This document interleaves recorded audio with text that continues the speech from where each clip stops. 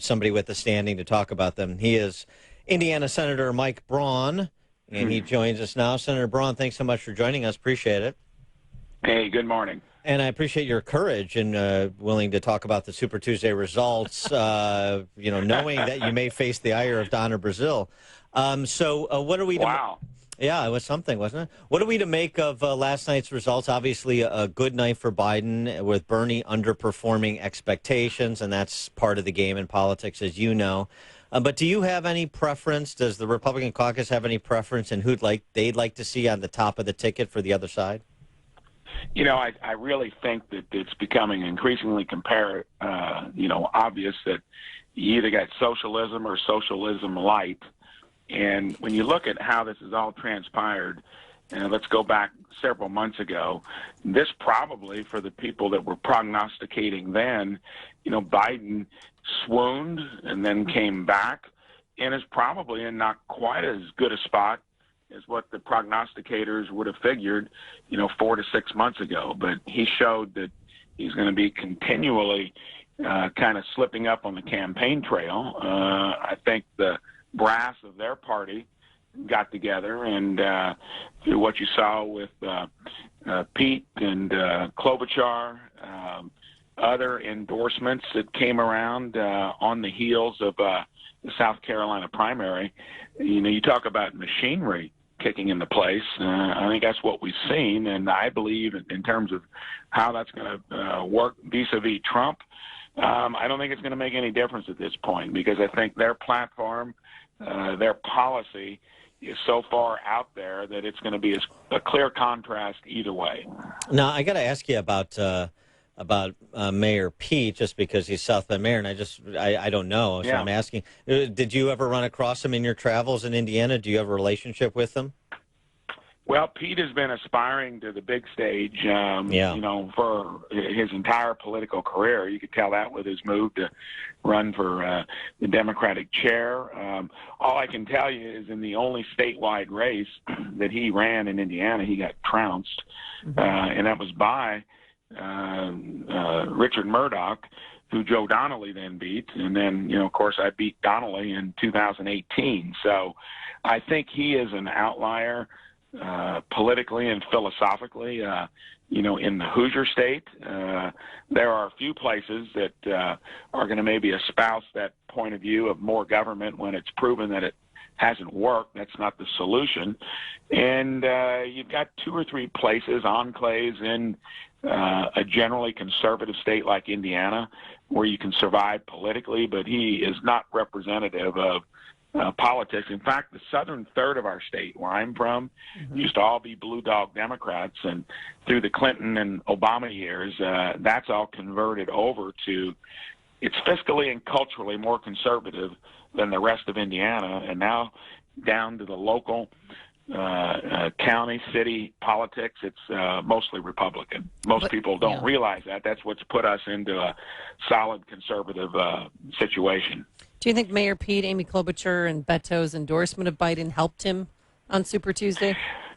I think probably the pivot point was Clyburn when he made sure that it was going to be a victory with some margin in South Carolina. Had that been tepid, small, I think we'd see the results flipped with Bernie up. I think this still, if you extrapolate the math, it's going to be a situation where I don't think Bernie's going to give up. If the superdelegates and the brass of the party kind of run the show the rest of the way out, I got to imagine there are going to be a lot of disheartened, disgruntled Bernie supporters, and I think that even helps Trump more. So they're between a rock and a hard place, but you got to go back to their policies. When you've got even the mildest in their party wanting to increase the size of the federal government by 50%, we don't pay for 23% of what we spend currently. And why would you want to do more of it? Even for the party that loves government, you'd think they'd want to get it in a healthy financial situation, but they're willing to borrow from future generations, and I think the common sense across this country will say otherwise. I wanted to get to some policy points, too. I mean, some of this has been overshadowed by the coronavirus scare as well as electoral politics. But, interesting responses from a lot of unusual quarters to the announcement that there is the outline of a peace deal with the Taliban and the removal of the remaining U.S. troops from Afghanistan.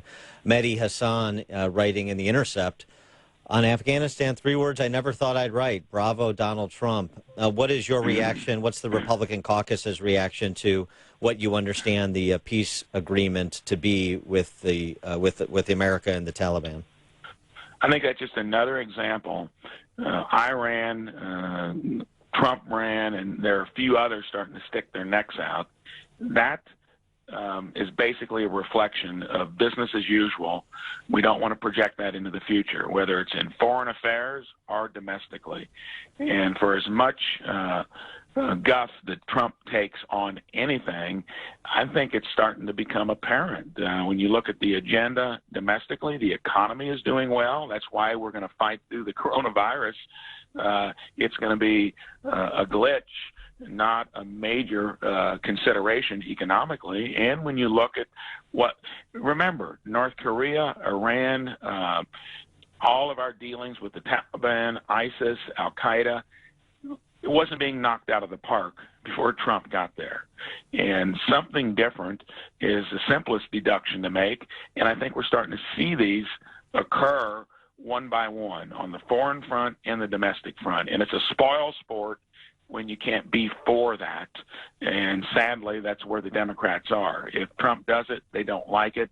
And I think they'll pay the price for that. Getting back to coronavirus, the administration's response, are you satisfied with it? And how do you react to the effort to politicize it by some in Democrat ranks?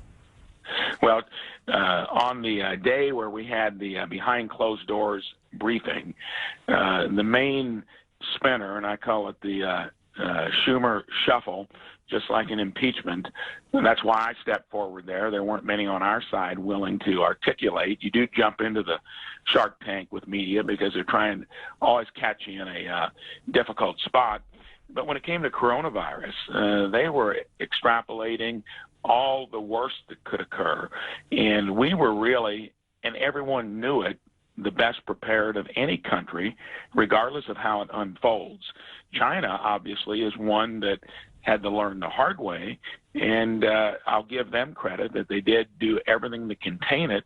Trump was smart to cut off travel back and forth. Yeah. That's why it gave us a little bit of time to react. And we had the CDC, the NIH, the Department of Homeland Security, the FDA, everyone standing alert, and that is why you still see media trying to take, sadly, where most of our extreme instances have occurred in a nursing facility on the West Coast, and then they'll pick some point to accent, like not getting the test kits out quickly enough and broadly enough.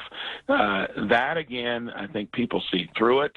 All along, I was quite confident that we were in good shape. Appointing VP Pence to be the point person was smart. And then you got Chuck Schumer out there doing what he did in impeachment, running down to the sticks, to the microphone to try to spin it otherwise. Well, so you're 100% confident in Mike Pence and that President Trump is doing all that we can to prevent the spread of this disease? Definitely. The VP was in at our Senate luncheon yesterday. We had 4 key administration officials in on the Health, Education, Labor, and Pension Committee, which I sat in on.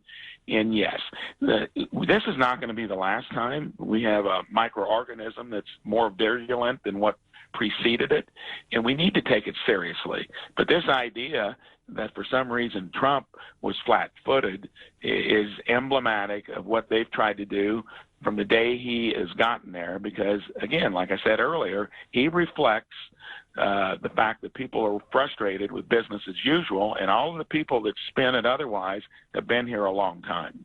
He is Mike Braun. He's the Republican senator from Indiana, one of the 2. Boy, it must be nice to have 2 Republican senators. Senator Braun, thanks so much for joining